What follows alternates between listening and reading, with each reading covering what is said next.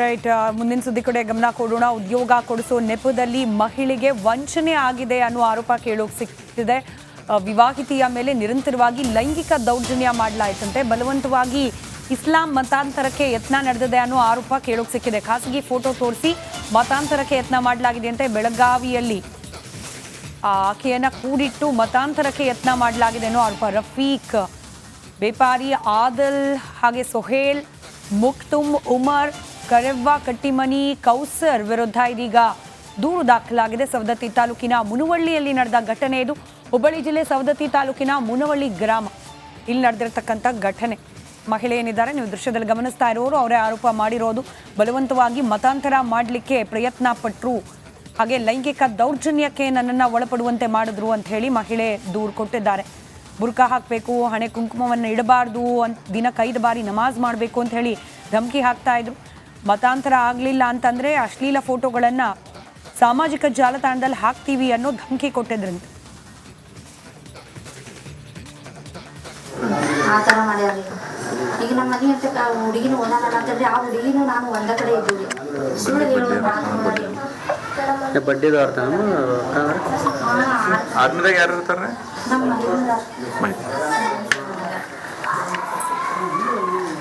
ಈ ಪೊಲೀಸರಿಗೂ ಅವ್ರಿಗೂ ತಿಳಿಸ್ತಾರಂದ್ರೆ ಅವರು ನನ್ನ ಎಷ್ಟು ಮಕ್ಕಳು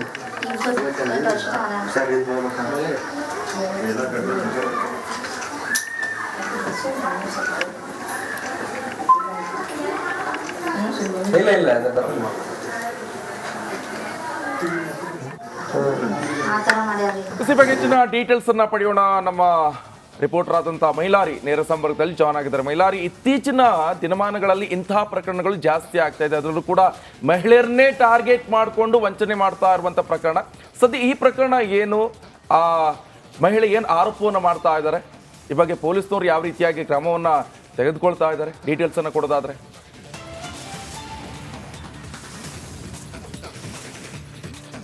ಖಂಡಿತ ನಿಕೇಶ್, ಇಲ್ಲಿ ವಿವಾಹಿತ ಮಹಿಳೆಯನ್ನ ಆಕೆಗೆ ಉದ್ಯೋಗ ಕೊಡಿಸುವುದಾಗಿ ಆಮಿಷವನ್ನು ಒಡ್ಡಿ ಮತಾಂತರ ಆಗಬೇಕು ಅನ್ನೋ ನಿಟ್ಟಿನಲ್ಲಿ ಏನು ಒತ್ತಾಯ ಮಾಡಿರುವಂಥ ಪ್ರಕರಣ ಬೆಳಗಾವಿ ಜಿಲ್ಲೆಯ ಸವದತ್ತಿ ತಾಲೂಕಿನ ಮುನವಳ್ಳಿ ಪಟ್ಟಣದಲ್ಲಿ ನಡೆದಿದೆ. ಘಟನೆಯ ಹಿನ್ನೆಲೆಯನ್ನು ನೋಡೋದಾದರೆ ಸಂತ್ರಸ್ತ ಮಹಿಳೆ ಹೇಳುವ ಪ್ರಕಾರ, ನಾನು ನನ್ನ ಜೀವನ ನಿರ್ವಹಣೆಯಾಗಿ ಪತಿಯನ್ನು ಕಿರಾಣಿ ಅಂಗಡಿಯನ್ನು ಇಟ್ಕೊಂಡಿದ್ರು. ನಾನು ಕೂಡ ಆಗಾಗ ಅಲ್ಲಿ ಅಂಗಡಿಯಲ್ಲಿ ಹೋಗಿ ಕುಳಿತುಕೊತಿದ್ದೆ. ಈ ವೇಳೆ ಅದೇ ಏರಿಯಾದಲ್ಲಿ ಇರುವಂಥ ಆರಿಫ್ ಬೇಪಾರಿ ಎಂಬಾತ ನನ್ನ ಮೇಲೆ ಕಣ್ಣು ಹಾಕಿದ್ದ ಮತ್ತು ನನ್ನನ್ನು ಸಂಪರ್ಕ ಮಾಡಲು ಯತ್ನಿಸಿದ. ಆದರೆ ನಾನು ಅವರಿಗೆ ಸಂಪರ್ಕ ಅಂದರೆ ಫೋನ್ ನಂಬರ್ ಕೊಡಲು ಹಿಂದೇಟನ್ನು ಹಾಕಿದ್ದೆ. ಆದರೆ ಪಕ್ಕದ ಮನೆಯಲ್ಲಿ ಇರುವಂಥ ಮಹಿಳೆಯ ಇಂದ ನನ್ನ ಫೋನ್ ನಂಬರನ್ನು ತೆಗೆದುಕೊಂಡು ನನಗೆ ಸಾಕಷ್ಟು ಆಮಿಷವನ್ನು ಒಡ್ಡಿದ. ನನಗೆ ಏನು ಉದ್ಯೋಗ ಕೊಡಿಸುವುದಾಗಿ ಭರವಸೆಯನ್ನು ನೀಡಿದ. ಹೀಗಾಗಿ ಉದ್ಯೋಗ ಕೊಡಿಸುವ ಭರವಸೆಯನ್ನು ನೀಡಿ ನನ್ನನ್ನು ಬೆಳಗಾವಿಗೆ ಕರೆಸಿಕೊಂಡು ಅಲ್ಲಿ ಬಾಡಿಗೆಯ ಮನೆಯಲ್ಲಿಟ್ಟು ನನ್ನ ಜೊತೆಗೆ ನಿರಂತರವಾಗಿ ಲೈಂಗಿಕ ದೌರ್ಜನ್ಯವನ್ನು ಎಸಗಿದ ಮತ್ತು ಈ ವೇಳೆ ಲೈಂಗಿಕ ದೌರ್ಜನ್ಯ ಎಸಗಿದಂತಹ ಫೋಟೋಗಳನ್ನು ಸೆರೆ ಹಿಡಿದುಕೊಂಡು ನೀನು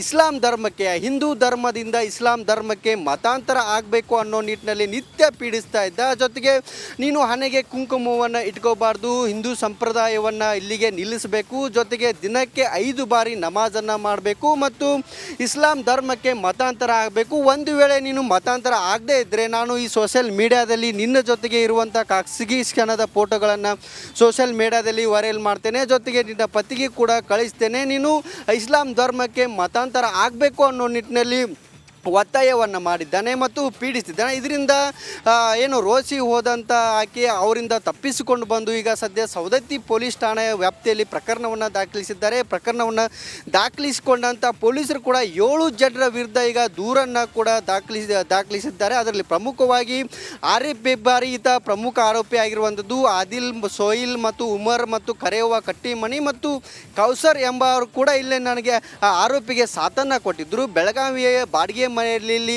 ನನ್ನನ್ನು ಕೂಡಿ ಹಾಕಿದ್ರು. ಅಲ್ಲಿ ನಿರಂತರವಾಗಿ ನನ್ನ ಜೊತೆಗೆ ಏನು ಲೈಂಗಿಕ ಸಂಪರ್ಕವನ್ನು ಮಾಡಿದ್ರು. ಅವರಿಗೆ ಈ ಎಲ್ಲ ಆರೋಪಿಗಳು ಕೂಡ ಸಾಥನ್ನು ಕೊಟ್ಟಿದ್ದರು. ಅವರಿಂದ ಸದ್ಯ ತಪ್ಪಿಸಿಕೊಂಡು ಬಂದು ನಾನು ದೂರನ್ನು ಕೊಟ್ಟಿದ್ದೇನೆ. ಆದರೆ ದೂರು ಕೊಟ್ಟರೂ ಕೂಡ ಈಗ ಪೊಲೀಸರು ಆರೋಪಿಗಳನ್ನು ಬಂಧನ ಮಾಡುವಲ್ಲಿ ಹಿಂದೇಟನ್ನು ಹಾಕ್ತಿದ್ದಾರೆ. ನನ್ನಂತೆ ಸಾಕಷ್ಟು ಮಹಿಳೆಯರಿಗೆ ಆರೋಪಿ ಅನ್ಯಾಯವನ್ನು ಮಾಡಿದ್ದಾನೆ. ಹೀಗಾಗಿ ನನ್ನನ್ನು ಸೇರಿ ಉಳಿದ ಹೆಣ್ಮಕ್ಕಳಿಗೂ ಯಾರಿಗೂ ಕೂಡ ಈ ರೀತಿ ಘಟನೆಗಳು ಆಗಬಾರ್ದು. ಹೀಗಾಗಿ ಅವರ ವಿರುದ್ಧ ಕಠಿಣ ಕ್ರಮಗಳನ್ನು ಕೈಗೊಳ್ಳಬೇಕು ಅಂತೇಳಿ ಒತ್ತಾಯ ಮಾಡಿದ್ದಾರೆ. Nikesh, okay, thank you Mailari ಮಾಹಿತಿಗೆ.